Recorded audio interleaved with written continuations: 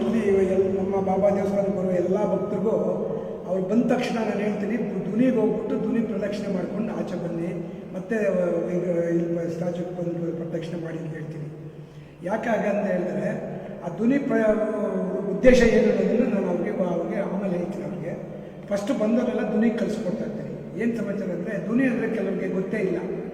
ದುನಿ ಅಂದರೆ 24 ಗಂಟೆ ಬೆಂಕಿ ಉರಿತಾ ಇರ್ತದೆ ಒಳಗಡೆ. ನಾವು ಒಂದು ಕಟ್ಟಿಗೆ ಹಾಕಿರ್ತೀವಿ, ಅದರ ಉಳ್ಕೊಂಡಿರ್ತೀವಿ, ರಾತ್ರಿ ಹೋಗುವಾಗಲೂ ಮತ್ತೆ ಹಾಕಿರ್ತೀವಿ, ಅದನ್ನು ಬೆಂಕಿ ಆರ್ದಂಗೆ ನೋಡ್ಕೋಬೇಕು ದುನಿ ಇದ್ದ ಮೇಲೆ. ಅದನ್ನೇ ದುನಿ ಅಂತ ಹೇಳಿ ಕರೆಯೋದು. ಇದು ದುನಿ ಅಂದರೆ ಬಾಬಾ ಬದುಕಿರುವಾಗ, ಬಾಬಾ ಜೀವಂತ ಇರುವಾಗ, ಅವರು ಕೂತಿರುವಾಗ ಪಕ್ಕದಲ್ಲಿ ಒಂದು ಬೆಂಕಿ ಉರಿಸ್ತಾ ಇರ್ತಾರೆ ದಿನ ಬೆಳಿಗ್ಗೆಯಿಂದ. ಅಲ್ಲಿ ದಿನ ಅವ್ರು ಬರೋ ಕಾಸು ಕೊಟ್ಟಿದ್ದನ್ನೆಲ್ಲ ಸೇರಿಸ್ಕೊಂಡು ಕಟ್ಟಿಗೆ ಲೋಡ್ ಇದೆ, ಗಾಡಿ ಕಟ್ಟಲಿದೆ, ಕಟ್ಟಿಗೆ ತರಿಸ್ಕೊಂಡು ಉರಿಸ್ತಾ ಇರ್ತಾರೆ.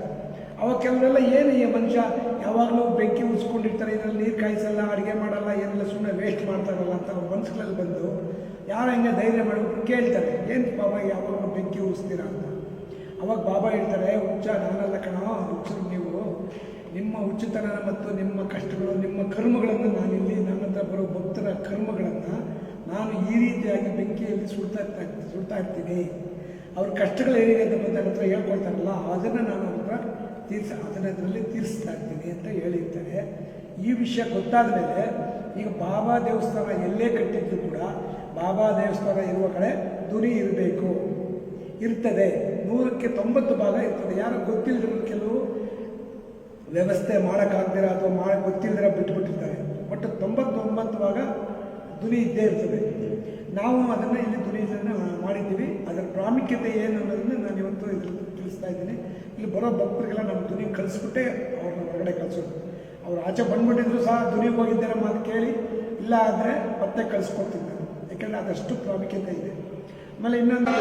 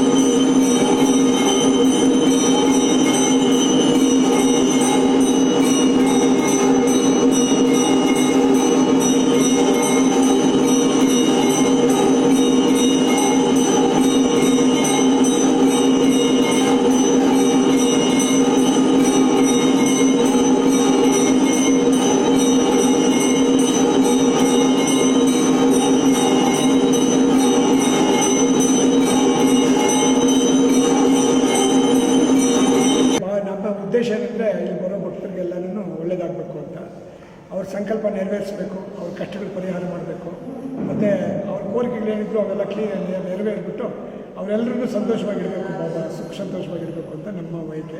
ಅದಕ್ಕೋಸ್ಕರ ನಾವಿಲ್ಲಿ ಇಷ್ಟು ಮಾಡಿದ್ದೇವೆ. ಆ ಭಜನಾ ಕಾರ್ಯಕ್ರಮ ಗುರುವಾರ ಸಾಯಂಕಾಲ 5 ಗಂಟೆಯಿಂದ ಗುರುವಾರ 5ರಿಂದ 6:30ವರೆಗೂ ಭಜನೆ ನಡೀತಿರ್ತದೆ. ದಿನಕ್ಕೆ 4-5 ಆರತಿಗಳಾಗ್ತಾಯಿದೆ ಇಲ್ಲಿ. ಬೆಳಗ್ಗೆ 6 ಗಂಟೆಗೆ ಒಂದು ಕಾಕಡ ಆರತಿ 6:30ಗೆ, ಮತ್ತು 12:30ಗೆ ಗುರುವಾರ 12:30ಗೆ ಮಧ್ಯಾಹ್ನದ ಆರತಿ, 6:30ಗೆ ಮತ್ತು ಸಾಯಂಕಾಲ ಧೂಪ ಆರತಿ, ಮತ್ತು ರಾತ್ರಿ 8:00ಗೆ ವಿಶೇಷ ಆರತಿ ಮಾಡ್ತಾಯಿದ್ದೀವಿ. ಸೊ ಮತ್ತು 8:30 ಗಂಟೆಯಿಂದ ಬೆಳಗ್ಗೆ 8:30 ಗಂಟೆಯಿಂದ ಅಭಿಷೇಕ ಸ್ಟಾರ್ಟ್ ಮಾಡಿ ಅಭಿಷೇಕದ ಆರತಿ 9:30 ಗಂಟೆವರೆಗೆ ಅಭಿಷೇಕದ ಆರತಿ ಮಾಡ್ತೀವಿ. ಸೊ ಇದಿಷ್ಟು ಈ ದೇವಸ್ಥಾನದ ಕಾರ್ಯಕ್ರಮ. ಅಂದರೆ ಈಗ ಇಲ್ಲಿ ಎಲ್ಲ ವ್ಯವಸ್ಥೆ ಮಾಡ್ಕೊಳ್ತಾ ಇದ್ದೀವಿ. ಬರೋ ಒಂದು 15-20 ತಿಂಗಳೊಳಗಡೆ ಗುರುವಾರ ನಾವು ಅನ್ನದಾಸೋಹವನ್ನು ಮಾಡಬೇಕು ಅಂತ ಪ್ರಯತ್ನ ಮಾಡ್ತಾ ಇದ್ದೀವಿ. ಅದಕ್ಕೆ ದಾನಿಗಳೆಲ್ಲರೂ ಸ್ವಲ್ಪ ಸಹಕರಿಸಿದ್ರೆ ಮತ್ತು ಅದಕ್ಕೆ ಯಾವಾಗ ಆಗುತ್ತೋ ನೋಡಿಕೊಂಡು ಅನ್ನದಾಸೋಹವನ್ನು ನಾವು ಮಾಡ್ತಾ ಇದ್ದೀವಿ.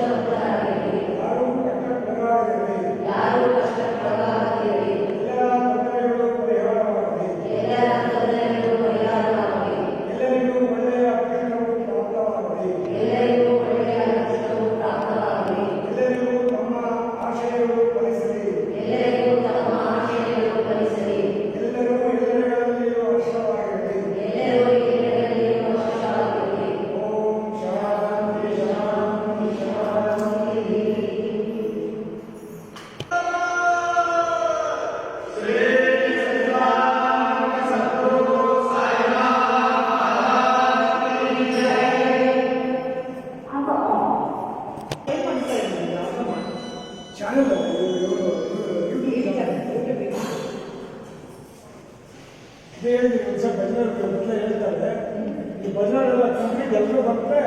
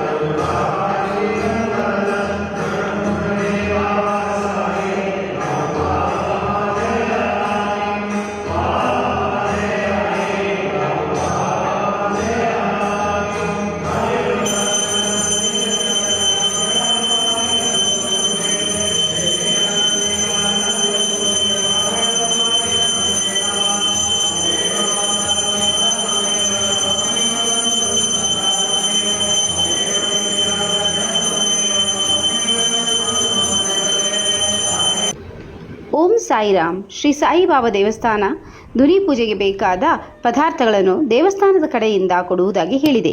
ಅದರಲ್ಲಿ ಮುಖ್ಯವಾಗಿ ನವಧಾನ್ಯಗಳು, ಸಂಯುಕ್ತಗಳು, ಭತ್ತದ ಹರಳು, ತೆಂಗಿನಕಾಯಿ ಒಣಗಿರುವುದು, ಒಣ ಕೊಬ್ಬರಿ ಗುಡುಕು, ತುಪ್ಪ ಮತ್ತು ಸಾಂಬ್ರಾಣಿ ಈ ಎಲ್ಲ ವಸ್ತುಗಳನ್ನು ಸೇರಿಸಿ ಕೊಡುತ್ತೇವೆ. ಇದಕ್ಕೆ Rs. 100 ಚಾರ್ಜು ಮಾಡಲಾಗುತ್ತದೆ. ಇದಕ್ಕಾಗಿ ಸಂಪರ್ಕಿಸಿ ವೆಂಕಟೇಶ ಸ್ವಾಮಿಗಳು. ಇವರ ಮೊಬೈಲ್ ಸಂಖ್ಯೆ 894451663332. ವಿಳಾಸ ದೊಡ್ಡಗಟ್ಟಿ ಗಣಬೆ ರಸ್ತೆ, ಶ್ರೀ ಸಾಯಿಬಾಬಾ ದೇವಸ್ಥಾನ, ಬಸವೇಶ್ವರ ನಗರ, ಕಠ್ಮಂಡು ಲೇಔಟ್, 2ನೇ ಕ್ರಾಸ್, ಕಾಲೇಜ್ ರೋಡ್, MV ಬಡಾವಣೆ, ಹೊಸಕೋಟೆ ಟೌನ್ 56214.